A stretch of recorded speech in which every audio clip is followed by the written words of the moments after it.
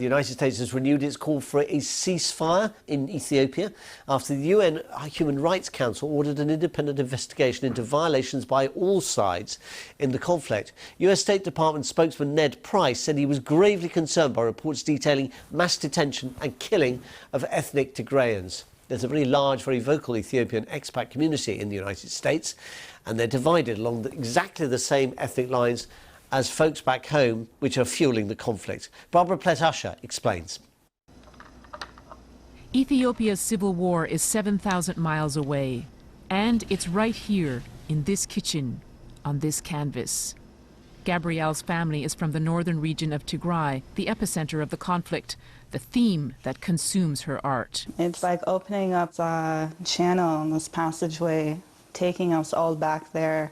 But what better way to create beauty with your pain? I mean, there's so many other things I could do with that. I could destroy myself with it. For more than a year, the Ethiopian army has been battling rebels from Tigray and their allies. Thousands are dead. Human rights abuses committed on both sides. Parts of the country pushed into famine.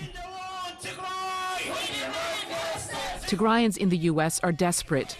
The Ethiopian government has blocked most aid and communications to the north. Many have lost contact with their relatives. I can't sleep at night. It's because I'm thinking about all of them. Who is starving? Which one is starving? What do you think about what the U.S. is doing? The United States has not stepped in. Their national community, international community, has not stepped in. They have allowed us to just suffer and suffer. And so what is it that we're supposed to do? What other options do we have other than to fight back? People are dying with the drone. Outside the State Department, a chance to personally plead their case. We are not ignoring you. We want to listen to you. Don't think that we're not thinking of ways to be supportive of all sides in this conflict, of all the communities, the Ethiopian people. What you see here in Washington is a reflection of what's happening in Ethiopia. The fighting there is taking place between ethnic groups, and the demonstrations here also showcase those ethnic divisions. Across town, supporters of the Ethiopian government insist that the West has got it wrong. The Americans are calling for a ceasefire and negotiations with the rebels, who are advancing on the capital. We can't negotiate with terrorists. Would you negotiate with ISIS? No, you wouldn't. So it's not, we cannot, they're not equal partners. They kill, they rape, the people die. My aunt, my uncle, my family's there. I don't know, they die or still alive.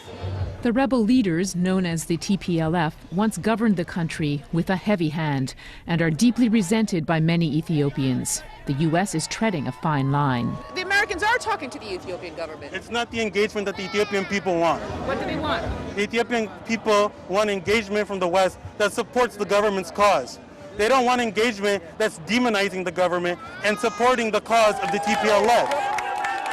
Ethiopians in America wear their national identities with passion, but they have different views of what Ethiopia is, and that is deepening. Barbara Plett-Usher, BBC News, Washington.